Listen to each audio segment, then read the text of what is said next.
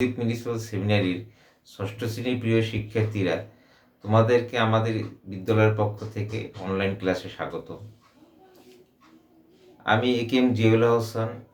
এর আগে তোমাদের গত সপ্তাহে একটা বিজ্ঞান বিষয় নিয়ে আলোচনা করেছিলাম। আজকে তোমাদের শ্রেণীর গণিত বিষয় নিয়ে আলোচনা করব। তাই গণিত বিষয়ে এর আগে একটা ক্লাস হয়ে গেছে 1.1-এ।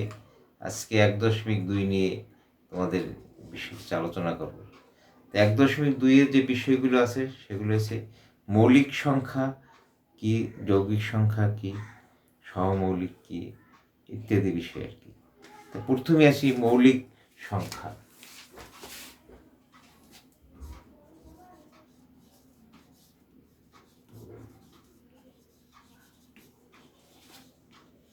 মৌলিক সংখ্যা কি তোমরা এর আগে নিচের ক্লাসেও দেখেছো।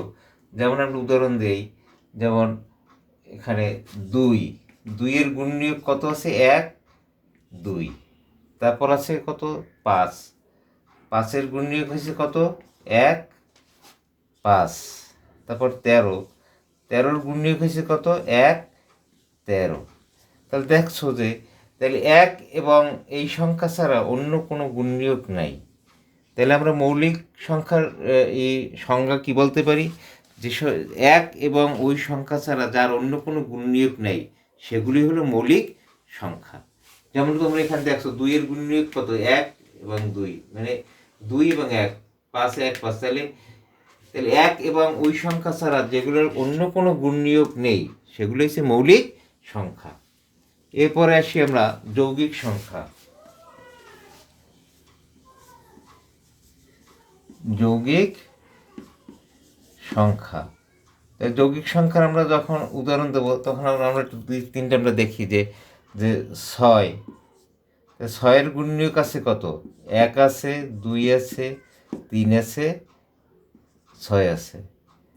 আবার 9-এর গুণনীয়ক কত? 1, 3, 9। আবার 12-এর গুণনীয়ক কত আছে?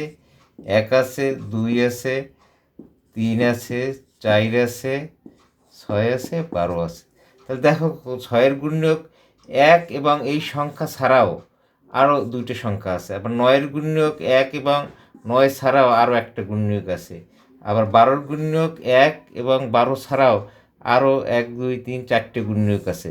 তাহলে যৌগিক সংখ্যার আমরা সঙ্গে সে বলতে পারি কি, যে সমস্ত সংখ্যার 1 এবং ওই সংখ্যা ছাড়াও 1 বা একাধিক গুণনীয়ক আছে তাকে আমরা বলবো যৌগিক সংখ্যা। যেমন আমরা এখানে উদাহরণ দিয়ে দেখাচ্ছি যে 1 এবং এই সংখ্যা ছাড়া আরও 1 বা একাধিক গুণনীয়ক আছে, 2টে থাকতে পারে, 3টে থাকতে পারে। তাহলে 1 বা একাধিক গুণনীয়ক থাকলে সেটাকে বলা আমরা যৌগিক সংখ্যা। তাহলে আমরা কি শিখলাম? মৌলিক সংখ্যা কি, যে 1 এবং ওই সংখ্যা ছাড়া যার অন্য কোনো গুণনীয়ক নেই সেগুলো হচ্ছে মৌলিক সংখ্যা। আর যে সমস্ত সংখ্যার 1 এবং ওই সংখ্যা ছাড়াও আরও 1 বা একাধিক গুণনীয়ক আছে তাকে বলা আমরা যৌগিক সংখ্যা। তাহলে আমরা মৌলিক যৌগিক শিখলাম। এবার শিখবো আমরা সহমৌলিক। এটা মুছি।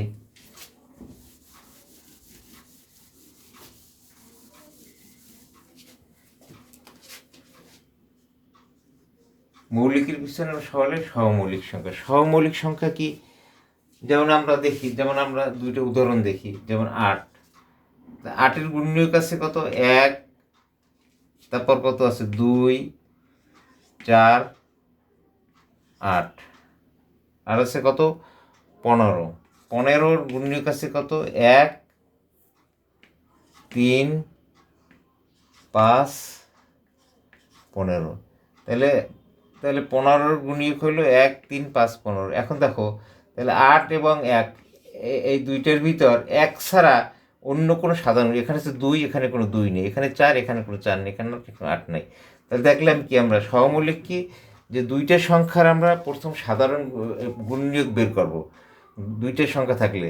তাহলে 2টা সংখ্যার ভিতর দেখা যাচ্ছে কোনো, যদি 1 ছাড়া অন্য কোনো যদি সাধারণ গুণনীয়ক না থাকে তাহলে পরস্পরের সংখ্যাদ্বয় কি? সহমৌলিক সংখ্যা। অতএব 8 এবং 15 সহমৌলিক সংখ্যা। তাই সহমৌলিক সংখ্যার আমরা উদাহরণ কি দিতে পারি? আমরা 1 বা একাধিক সংখ্যা যদি ওই এক ছাড়া অন্য কোনো গুণনীয়ক যদি সাধারণ গুণনীয়ক না থাকে সেটাই হচ্ছে সহমৌলিক সংখ্যা। তাহলে আমরা সহমৌলিক সংখ্যা কি পারবো যে এক ছাড়া যে সংখ্যা যদি এক বা একাধিক সংখ্যার যদি শুধু সাধারণ গুণনীয়ক যদি এক থাকে, একাধিক দুই বা ততোধিক সংখ্যার সাধারণ গুণনীয়ক যদি শুধুমাত্র এক থাকে তাহলে সেই সংখ্যাগুলো পরস্পর সহমৌলিক। তাই সহমৌলিক শিখলাম। এবার যাব আমরা বিভাজ্যতা।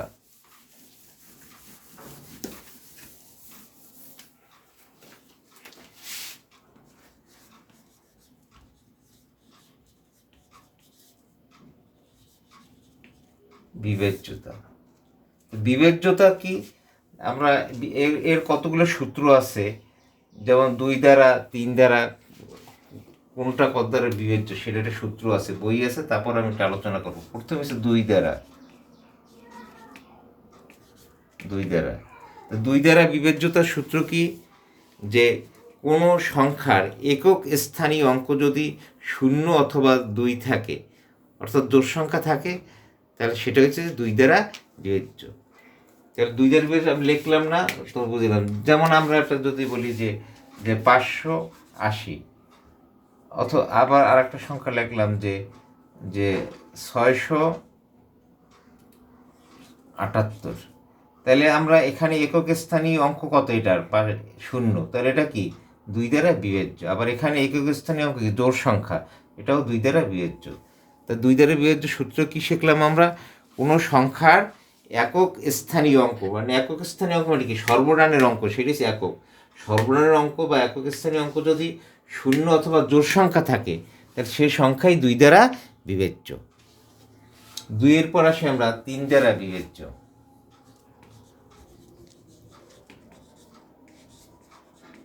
3 দ্বারা বিভাজ্য 3 দ্বারা বিভাজ্য সূত্র কি, কোনো সংখ্যার অঙ্কগুলোর যোগফল যদি 3 দ্বারা বিভাজ্য হয় তাহলে উক্ত সংখ্যাটি 3 দ্বারা বিভাজ্য। যেমন আমরা যদি বলি যে 147, তাহলে এখন এই সংখ্যাটা আমরা কী করবো, অঙ্ক কয়টা অঙ্ক আছে, 3টে অঙ্ক যোগ করবো, 1 যোগ 4 যোগ 7, তাহলে সমান কত হইল, 7 আর 4 11 এক কত 12, তাহলে 12 কি 3 দ্বারা যায়, 3 4 12, অতএব 147 সংখ্যাটি 3 দ্বারা বিভাজ্য। এরকম আরও, যেমন আর একটা যদি সংখ্যা বলি যে 149, এখন 49 কত, 1 যোগ 4 যোগ 1 যোগ 4 যোগ 9, তাহলে কত হইল, 9 13 এক 14, 14-এর ভিতরে তো 3 যায় না, অতএব 149 সংখ্যাটি 3 দ্বারা বিভাজ্য নয়। 3 দ্বারা বিভাজ্য সূত্র আমরা শিখলাম কি, কোনো সংখ্যার অঙ্কগুলোর যোগফল যদি 3 দ্বারা বিভাজ্য হয় তাহলে সংখ্যাটি 3 দ্বারা বিভাজ্য। এরপরে যাব আমরা 4 দ্বারা বিভাজ্য।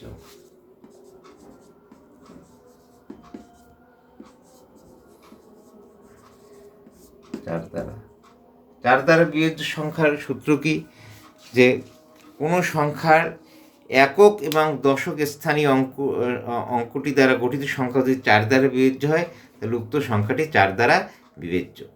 যেমন আমরা যদি বলি যে 524, তাহলে একক এবং দশক এই দুইটি মিললে কত হয়েছে, একক দশক মিলে 24, তাহলে 24 কি 4 দ্বারা যায়, 4 ছক 24, তাহলে 524 সংখ্যাটি 4 দ্বারা বিভাজ্য। এখানে আবার ভাগ দিয়ে কোনো দেখার দরকার নেই, আমরা ভাগ না দিয়েই বুঝতে পারবো যে এটা 4 দ্বারা বিভাজ্য কিনা। তো সূত্রটা আমরা জানি যে 4 দ্বারা বিভাজ্য সূত্র কি, কোনো সংখ্যার একক এবং দশক স্থানীয় অঙ্ক দ্বারা গঠিত সংখ্যা যদি 4 দ্বারা বিভাজ্য হয় তাহলে সংখ্যাটি 4 দ্বারা বিভাজ্য।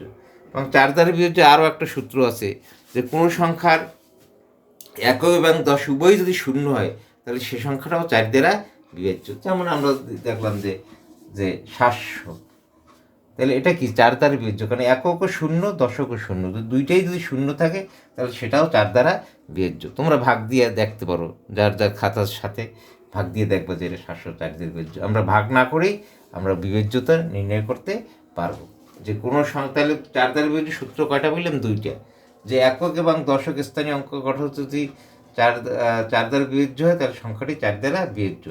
আবার আর একটা সূত্র হলো কি, একক এবং দশক উভয়ই যদি 0 হয় তাহলে সেই সংখ্যাটি 4 দ্বারা বিভাজ্য। এরপর আসি আমরা 5 দ্বারা বিভাজ্য।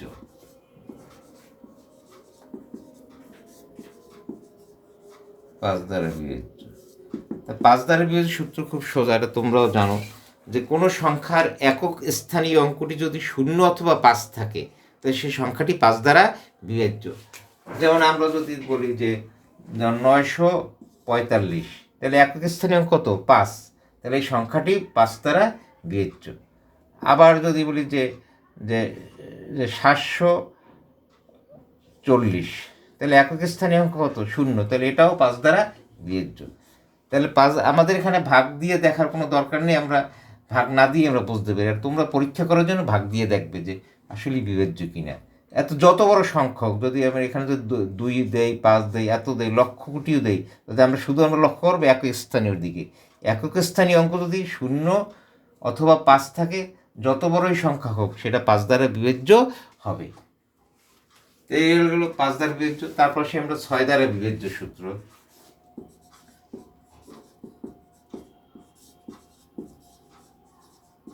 6 দ্বারা বিভাজ্য সূত্র কি? কোনো সংখ্যা যদি 2 এবং 3 দ্বারা বিভাজ্য হয়, সেই সংখ্যাটি 6 দ্বারা বিভাজ্য। যেমন আমরা যদি বলি যে যেমন 600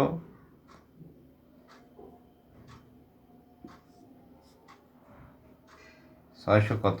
6 24, 6 10, 6 8, 8 8 12। এর দেখো 624, এই সংখ্যাটা কি? যেহেতু একক স্থানীয় অঙ্ক কত? 4, তাহলে এটা জোড় সংখ্যা, সেহেতু এটা 2 দ্বারা বিভাজ্য। আবার এটা যদি আমরা 3 দ্বারা দিই, দেখো 4 আর 2 6, আর 6 কত? 12। অঙ্কগুলো যোগ ফলেছে কত? 12। 6 যোগ 2 যোগ 4 সমান কত হইল? 12। তাহলে 12 কি 3 দ্বারা যায়? তাহলে এটা 3 দ্বারা বিভাজ্য। আবার একক স্থানীয় অঙ্ক 4 আছে, তাহলে এটা জোড় সংখ্যা, সেটা 2 দ্বারা বিভাজ্য। তাহলে এই 624 সংখ্যাটি কি? 6 দ্বারা বিভাজ্য। এখন ক্লিয়ার কিনা? যে কোনো সংখ্যা যদি 2 দ্বারাও বিভাজ্য হয়, আবার 3 দ্বারাও বিভাজ্য হয়, তাহলে সেই সংখ্যাটি 6 দ্বারা বিভাজ্য। এরপরে আসি আমরা 9 দ্বারা বিভাজ্য।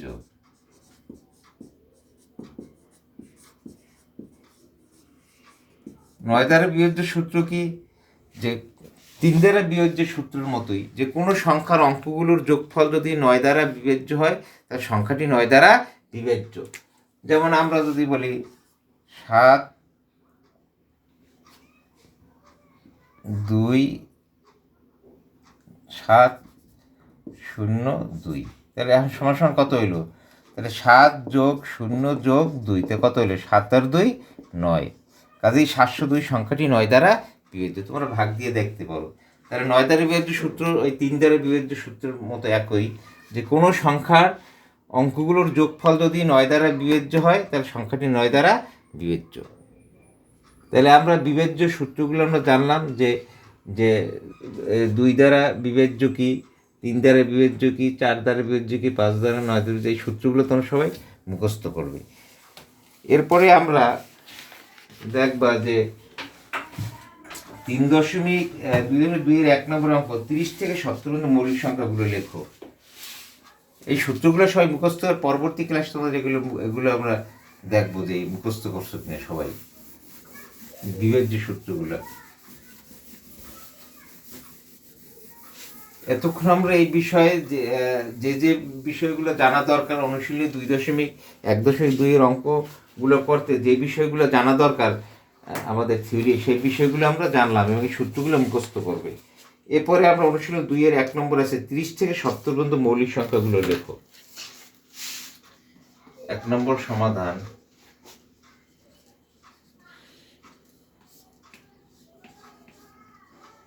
ত্রিশ থেকে 70 পর্যন্ত মৌলিক সংখ্যাগুলো লেখো। মৌলিক সংখ্যাগুলো হলো কত? তাহলে আমরা এর আগেই শিখছি যে মৌলিক সংখ্যা কি? 1 এবং ওই সংখ্যা ছাড়া যার অন্য কোনো গুণনীয়ক নেই, সেগুলো হচ্ছে মৌলিক সংখ্যা। 30-এর পর আছে কত? 31, 31 এক এবং 31 ছাড়া কোনো কিছু দিয়ে যায় না। তারপর হচ্ছে কত 32। তাহলে আমরা এখানে ক্ষেত্রে আমরা আরেকটা জিনিস খেয়াল রাখবো যে 2 ছাড়া কোনো সংখ্যাই কোনো মৌলিক সংখ্যা না, কোনো জোড় সংখ্যাই মৌলিক সংখ্যা হবে না। তাহলে বিজয়ের ভিতরে খুঁজতে পারবেন 33, 33 ভিতর যায় 3 যায়, 34 জোড় সংখ্যা, 35 যায় 5 7 35, 36 যায় জোড় সংখ্যা 37, 37, তারপর 40 39 যায় 3 3 39, তারপর কত 41, তারপর কত 43, তারপর কত 47, 49 যায়, তারপর 51 যায়, তারপর কত 53, 54, 55, 56, 57, 59। আমাদের 70-এর মধ্যে থাকতে হবে। তারপর কত 61, 62 জোড় সংখ্যা হলে 63 যায় 3 যায় 64, 65, 67। তাহলে এই 1 থেকে 30 থেকে 70 মৌলিক সংখ্যা। এরপর 2 নম্বরে আছে আমাদের বইয়ে, আমরা দেখি 2-এ কি আছে। 2-এ আছে সহমৌলিক নির্ণয়।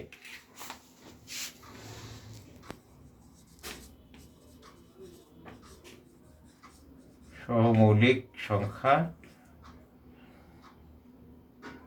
জোড়া নির্ণয়, সহমৌলিক জোড়া নির্ণয়।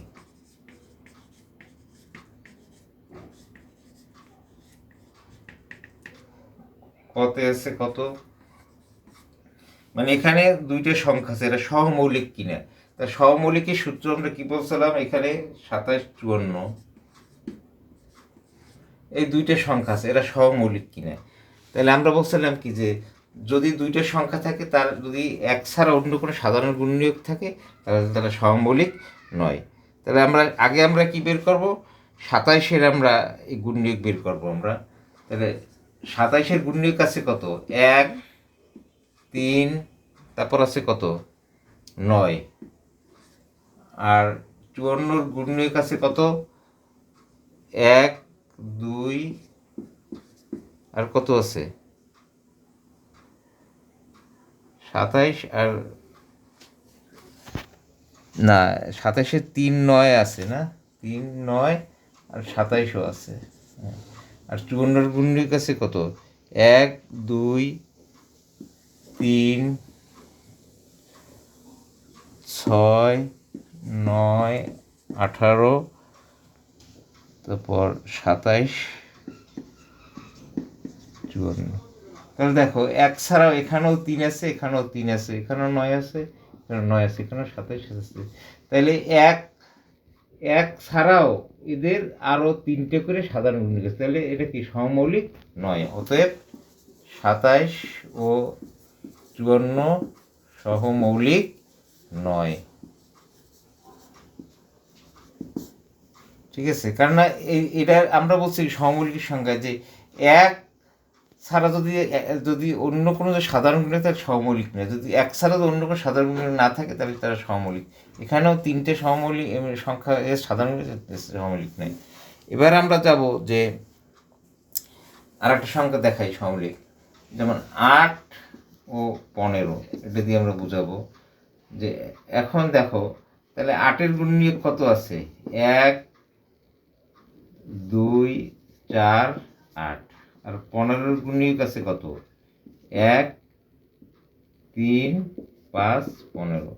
এখন দেখো 1 ছাড়া এর ভিতরে আর কোনো সাধারণ গুণনীয়ক নেই, এখানে 2 2 নেই, এখানে 4 4 নেই, এখানে 8 আছে। তাহলে 8 এবং 15 এরা কি সহমৌলিক সংখ্যা। অতএব 8 ও 15 সংখ্যাদ্বয় সহমৌলিক